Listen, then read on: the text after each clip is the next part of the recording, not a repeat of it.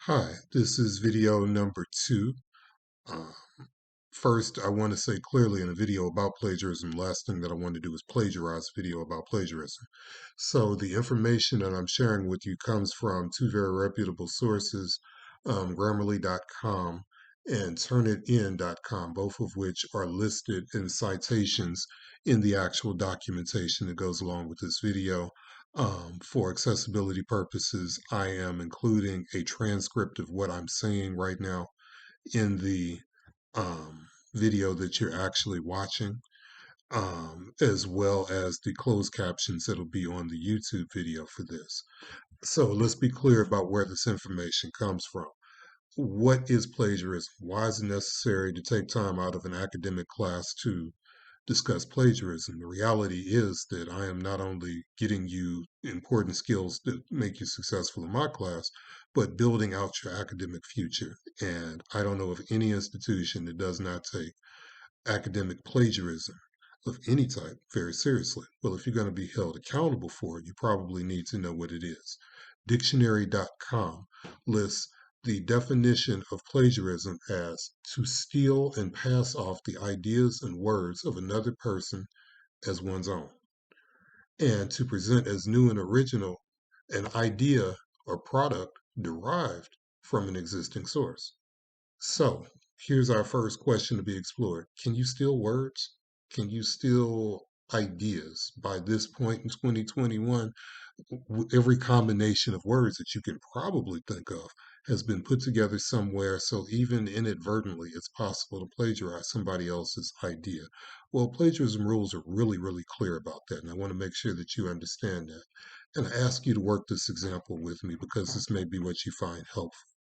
If you have a package from Amazon that you've paid for and it belongs to you, and Amazon has left it at your front door, and your access to the contents of that package is unquestioned. If you hadn't paid for it, they would not have brought it and left it at your front door.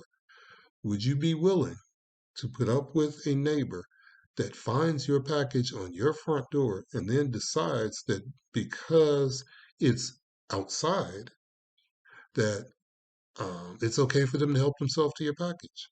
It must be for everybody, or they wouldn't have left it on your porch. They would have put it in the house. If you ring, your ring doorbell records them coming onto your property and picking up your package, and their response to the situation is, well, it ain't that big a deal. It's one package. I didn't kill anybody.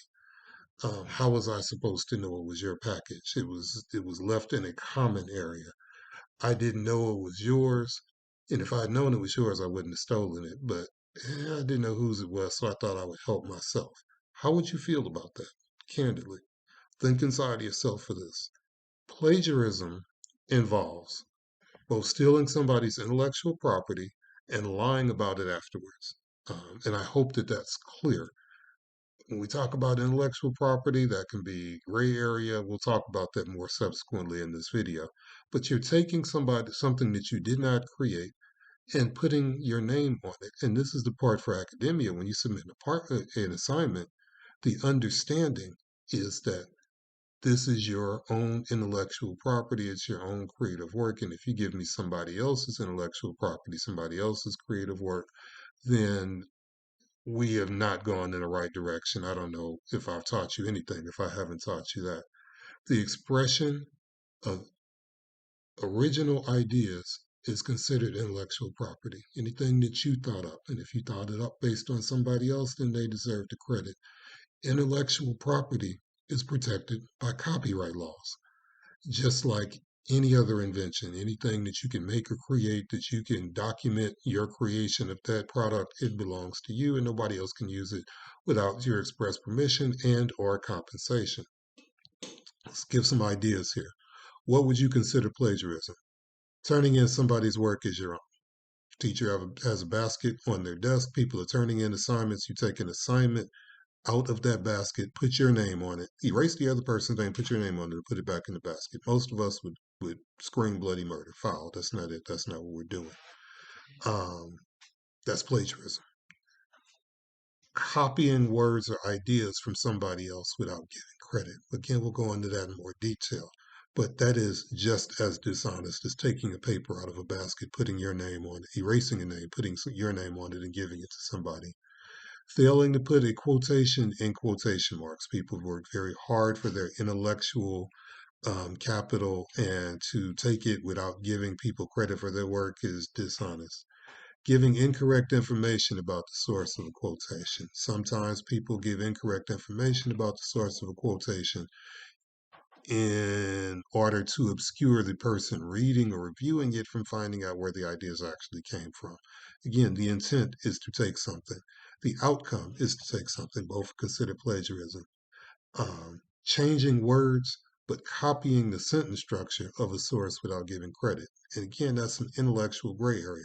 And there may have been times in your past where you decided that the best thing to do, your understanding of the world of academic research, was that you would find something that said what you wanted to say the way you wanted to say it, and you take some adjectives out and you change some adjectives around and you replace things and hand it to somebody else, and nobody will ever find out this is one assignment in one class. Nobody will ever track it backwards. Well, the reality is, with electronic plagiarism checkers, for written assignments, with the breadth of knowledge that your instructors have in front of you, which may be very different than any instructor or teacher that you've had before you got to college, yes, things start to look familiar, and a little homework can find out, wait a minute, this person is not being who they say they are when they give me this academic work. So please, let's make sure that we're using our own work. All of those are considered plagiarism. And again, we'll go into more detail and hopefully it'll become more clear. But it shouldn't be surprising that plagiarism exists, that it's rampant because other people are doing it, doesn't make it a good idea. A lot of people steal from stores. That does not make it a good idea for you to steal from the store and say, well, everybody else is doing it. The critical point that I make in this section of the video is that changing the words of an original source is typically not sufficient to prevent plagiarism. Think about that for a minute, and let's go to the next video.